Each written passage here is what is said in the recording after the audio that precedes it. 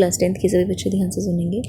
ये बेटे वीडियो 3 है जिसमें हम आपके जो निर्देशांक ज्यामिति है, ज्यामिति के तीसरा जो हमारा टॉपिक था विभाजन सूत्र, उसको पढ़ेंगे। विभाजन सूत्र में कुछ नहीं है स्पेशल। विभाजन सूत्र में ये कहता है कि मान लीजिए एक रेखाखंड है, ठीक है। मान लीजिए एक रेखाखंड है, उस रेखाखंड को कोई बिंदु है, हमें नहीं पता वो कहाँ है, यहाँ कहीं या कहीं पे भी इस लाइन पे। मान लीजिए वो बिंदु आर है जो रेखाखंड पी क्यू को किसी अनुपात में विभाजित करता है, ठीक है। किसी अनुपात में विभाजित करता है तो आपको क्या दे देगा कि आर एक बिंदु है जो रेखाखंड पी क्यू को किसी अनुपात में विभाजित करता है। हो सकता है वो 2:3 में विभाजित करता हो सकता है 1:2 में विभाजित, जो भी अनुपात आपको दिया गया हो वो दिया होगा, ठीक है। पी के निर्देशांक बच्चे आपको पता होंगे, ठीक है। हर एक बिंदु का आपको पता है एक्स और वाई निर्देशांक दिया होता है। हमने x1 y1 इसलिए लिया क्योंकि अगर हम xy ले लेंगे तो यहाँ पे क्या लेंगे या फिर कुछ चेंज करके लेना है आपको। तो अलग अलग 3 बिंदु हैं हमारे पास। एक ये बिंदु है, इसके निर्देशांक है x1 y1, इसके हमने मान लिए x2 y2, ठीक है। तो विभाजन सूत्र कैसे बना हुआ है देखिए, वो ये कह रहा है कि एक ऐसा बिंदु, मान लीजिए वो बिंदु R है, वो रेखाखंड पी क्यू को 2:3 में विभाजित करता है। तो आपको करना क्या है इसमें आपको बिंदु आर के निर्देशांक निकालने हैं। कोई बिंदु किसी रेखाखंड को अगर किसी अनुपात में विभाजित करता है तो उस बिंदु के निर्देशांक हम निकालते हैं विभाजन सूत्र से।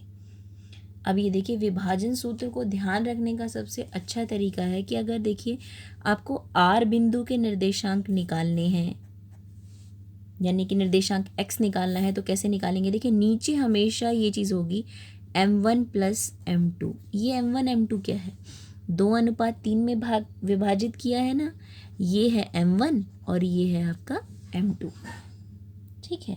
ये जो अनुपात आपको दे रखे हैं यही बेटे आपके m1 और m2 हैं। m1 + m2 दोनों में रहेगा, x में भी और y में भी। नीचे ये अगेन यही m1 + m2। और आप फॉर्मूला बनेगा कैसे, आपको कुछ क्रैम नहीं करना है इसके अंदर। देखिए निर्देशांक पहले रहेगा, देखिए m1 है, m1 + m2, पहले m1 आया, m1 लिख दीजिए। जो सबस्क्रिप्ट यहाँ पे है, जो इसके पैर में यहाँ सबस्क्रिप्ट है, क्योंकि x निर्देशांक है तो यहाँ यूज़ जो भी होंगे वो निर्देशांक x के ही यूज़ होंगे, चाहे x1 यूज़ हो चाहे x2। यहाँ पे भी जो y1 y2 यूज़ होंगे, यानी x नहीं यूज़ होगा कोई, यहाँ पे भी सिर्फ x और यहाँ पे सिर्फ y। तो m1 + m2, पहले m1 है m1 लिख दिया, और इसके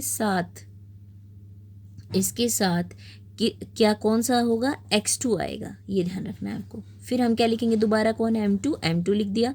तो यहाँ पे सबस्क्रिप्ट अगर पहले ऑलरेडी m1 है, यहाँ सबस्क्रिप्ट 1 है, तो इधर सबस्क्रिप्ट कौन सा आएगा 2। एक सिंगल m1 x1 नहीं आएगा या m2 x2 नहीं आएगा, m1 x2 m2 x1, ठीक है। सेम उसी तरीके से y में भी m1 + m2 नीचे है, m1 यहाँ लिख दिया, तो इसके साथ सबस्क्रिप्ट 2 आएगा, m1 y2, और ये हो जाएगा बच्चे m2 y1।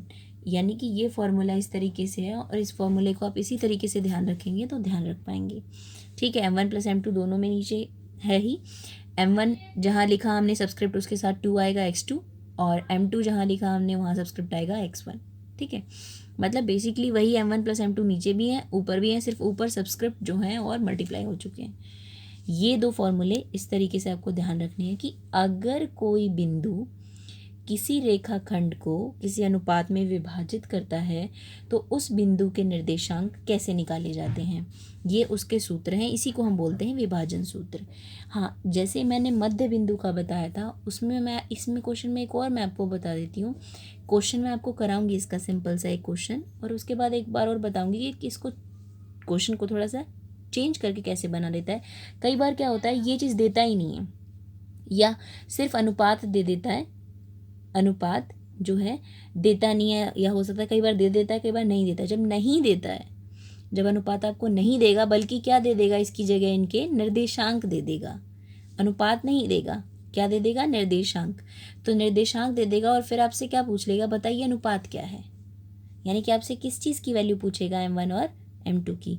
वो क्वेश्चन भी हम डिस्कस करेंगे। उससे पहले हम एक सिंपल सा क्वेश्चन विभाजन सूत्र का लेते हैं।